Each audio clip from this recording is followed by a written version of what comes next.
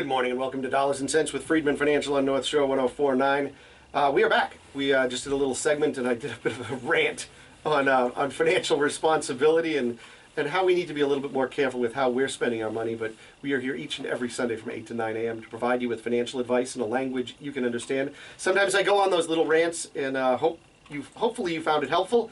Perhaps I ticked off a few people, but hey, that's radio and that's what we do. Each of us have our own little opinions on how a lot of things work, but it seems to be working. People seem to really appreciate the unpolished, kind of non-politically correct advice that I might offer up here on the radio station sometimes. Some might feel a little offended by it, but I do my best to try to appeal to as many people as I can. So thank you for listening. My name is Marc Freedman. I'm President and CEO of Freedman Financial. We are located in Peabody, Massachusetts, and we've been providing financial planning and investment management advice to individuals and families all around the North Shore, the Merrimack Valley, and the southern New Hampshire area since 1968. A long, long time. Approaching our 52nd year. Not me. I was only 2 when my dad started the firm, but Dad retired in 2007. I joined the firm in 1991. Maybe you've heard my business partner, Marion, who joined us in 2000. So, Marion and I have a lot of experience working together, over 20 years of working together, providing our clients with some financial advice in a language they can understand. And that's one of the things that people really enjoy. People come to us oftentimes thinking that we're just going to talk to them about some investment strategy or some approach. And we say, hold on a second. We need to understand the big picture, the really, really big picture, before we start investing your money. Because many people, one of the questions people will ask now is they'll say, Marc, are you a fiduciary? Well, yeah, I'm a fiduciary. I'm also a certified financial planner. And as a certified financial planner, I am obligated to be a fiduciary. But saying I'm a fiduciary and being a fiduciary are two very different things. See, a fiduciary has the responsibility of placing your interests first. What does that mean? What does that mean to place your interests first? Well, it can be interpreted a number of different ways. So I try to interpret it through this lens. My feeling is that if I'm going to place your interests first, I need to know your entire financial situation. And if we're not willing to have an open and honest conversation with data that supports your financial situation, I can't be a fiduciary to you. So what I mean by that is if you said, Marc, hey, my mom just passed away and I inherited $250,000.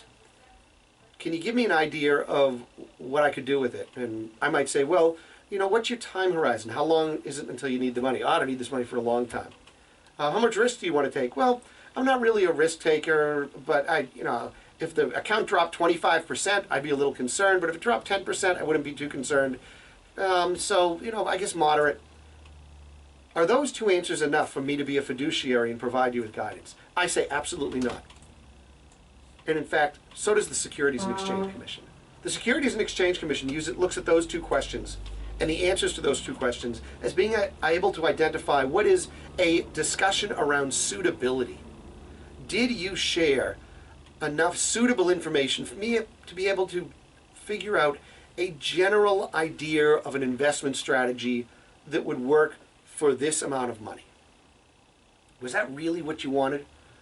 I think you wanted something more than that. My belief is in order to be a fiduciary, to place your interests first, I need to ask a lot more questions. Here's some of the questions that are really important. Tell me about the kind of money that you make right now. And of the money that you make, how much of that money are you putting towards savings? How much of it are you putting towards your kids' 529 plans? How much of it is building up in a bank account? How much of it is being used towards insurance, towards expenses, towards taxes, all of that? You don't know that information? Not a problem. That's one of the things that we're going to help you understand and figure out. Because that's the first part. If you don't know where your money's going, what's coming in and what's going out, how do we know that you have the proper cash flow to not have to touch the money that you just inherited when you say, oh, I don't think I'll need the money? I want to have some confidence around that. Then I also want to learn, tell me about other investments that you have. Maybe tell me about your 401k. Tell me about money that's in the bank. Tell me about any variable annuities or these other insurance products that you might have. Tell me about a 401k. You could have a number of different items. It could be currencies. It could be hard assets. It could be a lot of different things. I want to understand all of it. I want to look at all of those items, understand what it's costing you to maintain these investments, understand what the risk is within each of those various accounts, and understanding how each of those investments interact with the others so that we can make a much larger picture of what does your financial risk profile look like. Do you own your home? Do you have a mortgage? Are you responsible for paying for your parents' costs? How about funding your kids? How's the health situation of your children? How's your health situation? What's your life expectancy going to look like? All of those, and there's hundreds of other questions. But by asking as many as we can and building on them over the course of the year, we serve the role as being a fiduciary. Now, don't you think I could help you make a much more informed decision about what to do with your money when we know where everything is, what everything's worth, what your obligations are, what you're spending, what's coming in, what's the strength of your job, all of those things? That's when I'm a fiduciary. And then one says, well, are you a fee-only guy? Well, here's the thing about fee-only. Here's the thing about fee-only. Fee-only planners are in a situation, when they say they're fee-only, you have to ask, what does fee-only mean? So let me ask you this. If I were to say, I'm going to charge you $200 an hour for my time, for the visits that we have every time we talk, I'm going to bill you at a rate of $200 an hour, would that be considered a commission, fee-based, or fee-only? What would you think that? If you were to put it into one of three categories. I'm going to pay you an hourly rate, Mark. It's going to be considered fee-only, fee-based, or commission. I think most people would agree that must be fee-only because you're paying a fee for that service. Now, what if I decided to charge you a flat $5,000 a year fee to work with you and call it a retainer, whatever it is? Would that fall into the category of fee-only, fee-based, or commissions? Well, I think that would fall into fee-only as well. What if I told you that I want to provide you ongoing financial planning advice, and we want to manage the money that you place under our management, and we charge you a fee, a 1% fee, using that as a number, based on the amount of money that's placed under our management? Would you call that fee only, fee based, or commission? I don't know about you, but I'd call that fee based. I would call it's a fee based on the assets that are under our management. That's what I would call it. That's the way we work at Freedman Financial. But some people who operate just under that principle call it fee only. So there's a lot of misinterpretation around fee only and fee based. Now here's the red flag that goes up. They say, well, Mark, you also hold a license that allows you to sell certain products for a commission. This is true.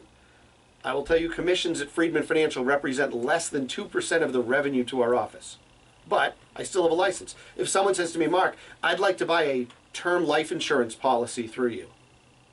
Okay, I sell you a term life insurance policy, I earn a commission on that. Someone says to me, Mark, I have shares of stock that I want to sell or buy through you.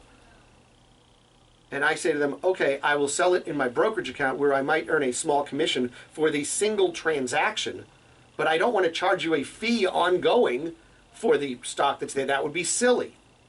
So yes, I might earn a commission there. So because I still carry a securities license, I am considered fee-based rather than just fee-only. I think it is very, very shady. Shady is probably the wrong word. Very opaque, misunderstood. Because there are many people who hold themselves as fee-only advisors, yet they set up a separate company. They say, my name is John Q. Smith Financial Advisor, but I also have this separate company called, Portfolio Specialists. And my brokerage business, my commission-based business is done through Portfolio Specialists. My fee-based business is done through John Q. Public, whatever, financial advisor, and they can call themselves fee-only. It's all semantics, folks. You really need to understand what you're buying. One of the things that I try to help you with here on the radio is understand what it is that you're buying. I can't tell you how many people we've met that come to us and they say, well, the financial advisor I work with says he doesn't collect any commissions and the company pays him instead. Well, there's some truth to that. But that doesn't mean it's not costing you money. That cost is built into your investment. Oh, no, Mark, the company's paying. Yeah, I get that.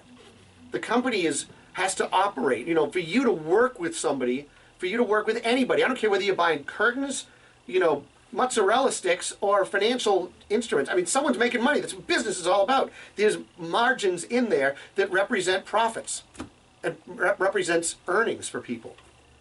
So in the instance of just people saying that, well, the company pays me. Some people, like, for instance, you go to the Fidelity office, walk into any Fidelity office, and they'll say, oh, you know, Fidelity pays me, don't you worry about that. That's right, Fidelity does pay you. Do you pay a fee for the accounts that you have with Fidelity? In some cases you do. In some cases you do. But in other cases they might just say, well, the company pays me. That's right. The company pays this individual a salary to service your account. Now you'll notice the people that work on salary, here's how this works, by the way. The people that work on salary, they never provide you advice, do they? They will just tell you, well, here's a booklet. You can pick and choose what you'd like, but I can't tell you what to do because they're not paid to provide advice. They're provided a salary to provide services to you, operation services, support services. They can't provide advice. When you use some of their advisor-driven services where you're actually paying a fee for advice, yeah, they can provide you advice there. You need to know what you're buying. I'm not saying that any of these are bad. I just want you to be informed. That's what's most important to me. You as a consumer need to be informed. You need to know what you're buying. I love it when guys say, well, you won't pay anything if you buy this investment. However, if you take it out in the first 7 years, there will be a fee to you. That's called, they used to call these B-share accounts. It was a type of a class of share of accounts. They also used to call them deferred accounts. Trust me, you're paying for this. It's more expensive for you to own an investment where you have what's called a deferred surrender charge. Money coming, there's the potential for you having to pay a fee over the next 7 years than it is for something when you pay a fee up front, a commission up front, or a small fee on a continual basis. You need to understand what you're buying. And it's not easy to explain it on the radio. I mean, I could focus on one item or two items, but folks, if you're finding yourself confused, if you're finding yourself wondering, geez, I wonder how my advisor does get paid. Whether it's the guy at the bank, whether it's an investment advisor, whether it's at a brokerage office, at a wirehouse, or an insurance company, it doesn't matter. Come visit us. It costs nothing, nothing at all, for you to sit down and have a free initial consultation at our office. And I will expose you to what it is that you're paying. And what you're paying may be a fair and reasonable price. But you are entitled to know what it's costing you. And then you have to say, okay, well, if it's costing me this and my advisor is making that, am I getting value now that I know what I'm paying this person? And that is a decision, that's called an informed decision. You know, as we approach the end of the year here, end of 2019, 2020 is just around the corner, and it's time to put on that 2020 vision. I mean, those glasses, I guess, are going to be nice and easy to make for the New Year's this year. You know where the eye holes are going to be on the 2020 glasses, right? That they do in Times Square. That's going to be real easy. But when we get back, we got to take a quick break. But when we get back, I want to talk to you about some things to put on your year-end financial checklist. There's only a few weeks left in the year. You got Christmas ahead of you, you got Hanukkah, you got New Year's, you got all the festive holiday parties, all this kind of stuff. But if you're not putting your financial house in order, if you're not getting yourself ready for the years to come, you're making your mistake. You're missing out on a gift that you deserve.